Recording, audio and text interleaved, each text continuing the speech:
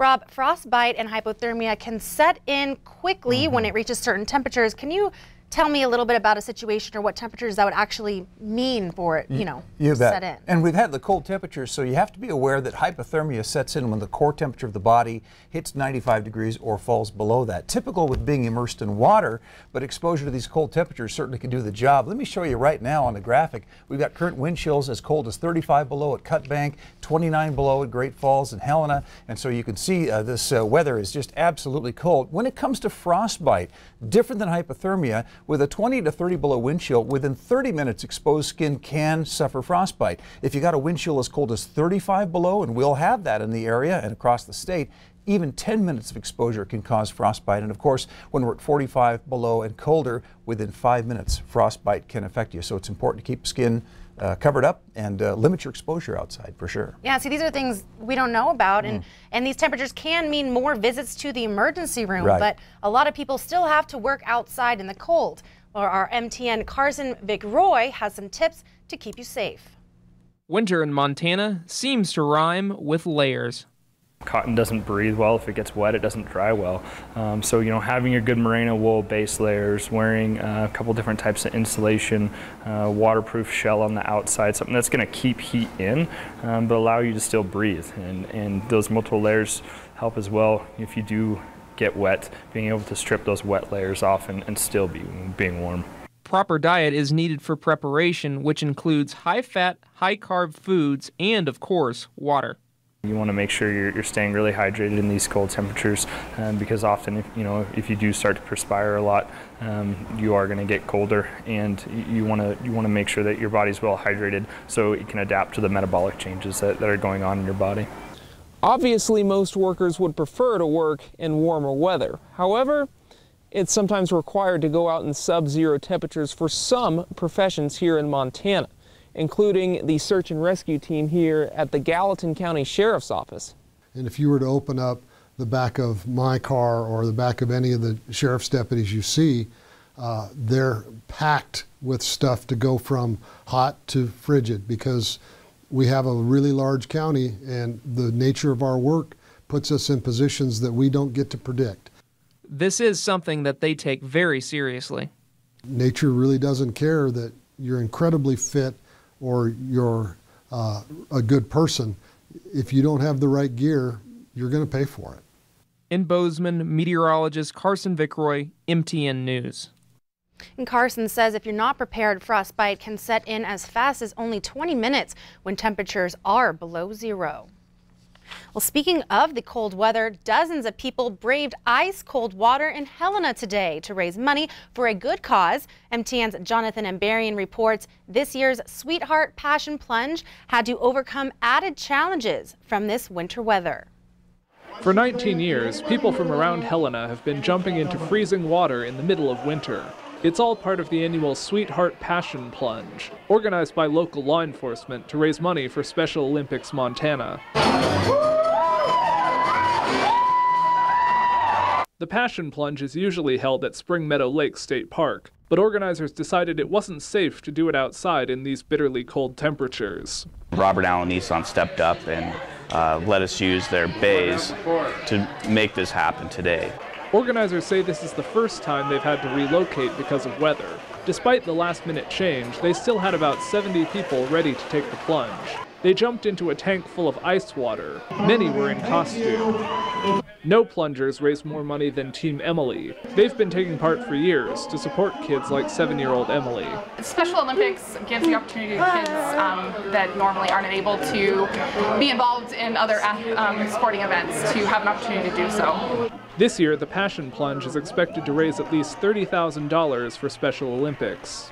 I mean, obviously the fundraising really helps us, but really that awareness building, people coming to show support for our athletes in the community, it goes a long way, and our athletes absolutely love it. Community support, that they come out and are willing to take some time out of their weekend and jump into a large tub of ice water is incredible, and it's great to see. In Helena, Jonathan Ambarian, MTN News. And 60% of the money raised at the Passion Plunge stays with Special Olympics teams in the Helena area. A Passion Plunge was held in Billings back in December. Family and friends came together today to help a man who was recently diagnosed with cancer. The community responded so quickly that a fundraiser for L.A. Trudeau had to be moved to a bigger venue at the Elks Lodge. Trudeau has stage 4 pancreatic cancer and went through a chemotherapy treatment last month. He's a U.S. Army veteran and served in Operation Desert Storm in 1991. Trudeau says it's important to keep a positive attitude. With this kind of love and support, it's been impossible to have any kind of negative outlook.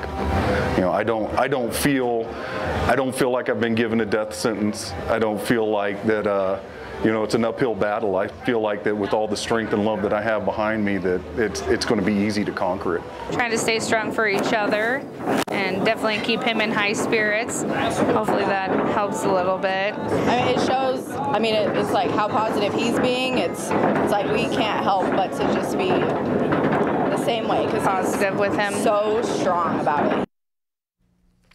After hunting season, more and more hunters are looking for ways to use all of their game harvested. In this week's Outdoor Report, Winston Greeley shows us one way to make an impression with game fat. Over the years, I've shown you various ways to prepare game. And today I have a way for hunters to not only impress their friends and family, but make them smell good too.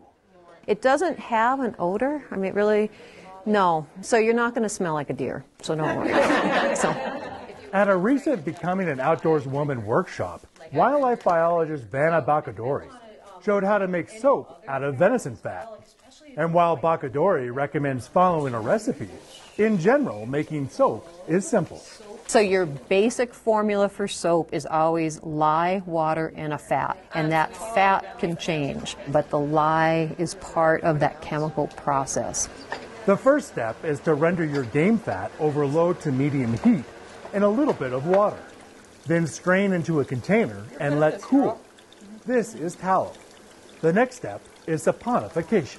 Basically, when you mix lye and water, and then you bring it to a certain temperature, and you take your oils and you bring it to the same temperature, which is about 100 degrees, and then you mix those two together, this chemical process called saponification occurs. And it changes the chemistry of the lye and your fats, and you end up with soap. Accurate measuring and safety are critical during this step because of the chemical reaction of lye and water. Next, gently stir your lye water mixture into your tallow. Just keep stirring it, and eventually it's going to thicken up, and what you're looking for is something called tracings. Once you get the right consistency, pour into a mold and cool slowly for 48 hours, and you have basic soap. Then there's a second step that you can use to make it a little bit fancier, and that's called hand milling. In milling, you break down your basic soap and melt over medium heat. Then you can add additional scents or ingredients to make whatever type of soap you want. A fairly simple process that allows you to use more of your harvest and please your family and friends. I'm Winston Greeley, out among Montana's fish, wildlife, and parks.